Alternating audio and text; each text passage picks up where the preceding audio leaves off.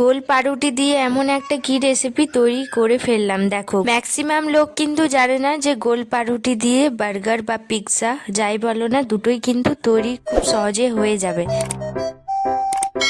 গোল পাউরুটি দিয়ে বার্গার তৈরি করে ফেললাম খুব সহজেই। তো পুরো ভিডিওটা দেখো।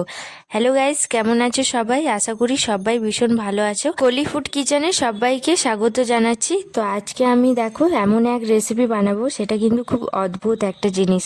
তো এখানে আমি পাউরুটি নিয়েছি, এটা তো অ্যাভেলেবেল পাওয়াই যায়। তো এবার এই যে গোল পাউরুটিটা, সেটা আমি মাঝখানে একটা কেটে নেবো, মানে মাঝখানে দুভাগ করে নেবো। দুটোই করার পর এখানে আলু নিয়েছি, সেটা সেদ্ধ আলু। তো এটা যে একটা চপের মতো যে থাকে, ভেতরে যে জিনিসটা দেওয়া হয়, সেটা বানানোর জন্য আলুটা আমার সেদ্ধই আছে।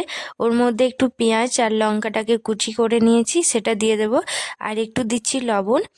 ব্যাস, ওটাকে দিয়ে ভালোভাবে এটা মেখে নাও। একটু দেব ভাজা বাদাম, ভাজা বাদাম দিলে একটু স্বাদটা বেশি আসে, সেই জন্য।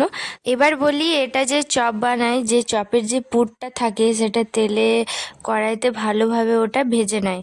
তো ওইভাবেও করতে পারো, তবে এটা আমি সিম্পল বানাচ্ছি। এটা যেহেতু ভাজাই হবে, তার জন্য আমি এটা নর্মাল আলু সেদ্ধ করে ওর মধ্যে পেঁয়াজ দিয়ে ওটা মেখে নিচ্ছি। এই সিস্টেমটা যদি না ভালো লাগে, তাহলে আলুটা ভালোভাবে ভেজে নেওয়ার পর ওটা কিন্তু চপের মতো করতে পারো, কোনো অসুবিধা নেই আপনাদের টেস্টের অনুযায়ী।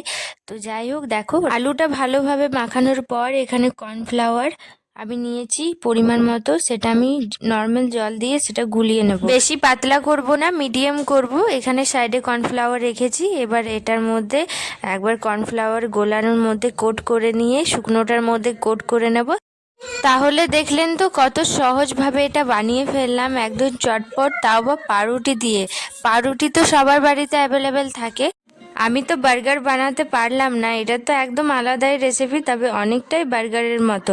তো যদি ভালো লেগে থাকে আমার এই রেসিপিটা, তাহলে বাড়িতে একবার বানিয়ে দেখো। সবার বাড়িতে পাউরুটি থাকে, আর বাচ্চারা বায়না করে যে কিছু বানিয়ে দাও, তাহলে এই রেসিপিটা বানাতেই পারো। খুব টেস্টিও হয় আর খেতেও কিন্তু খুব মজা। তো যাই হোক, দেখো আমাদের অনেকটাই রান্নাটা এগিয়ে গেল।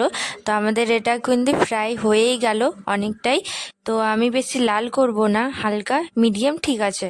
তো আমাদের এটা সব হয়ে গেল। এবার যে পাউরুটিটা আছে, সেটা আমি হালকা করে এটা আমি সেঁকে নেব।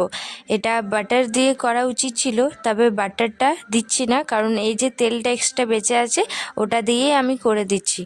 এবার যে আসল কাজটা, এই যে আসল কাজটা, তো দেখো আমি কিভাবে বানিয়ে ফেলি। এখানে মাঝখানে এটা একটা চাকুর সাহায্যে এটা মানে ফাঁক করে নেব, এটা মাঝখানে কেটে নেব।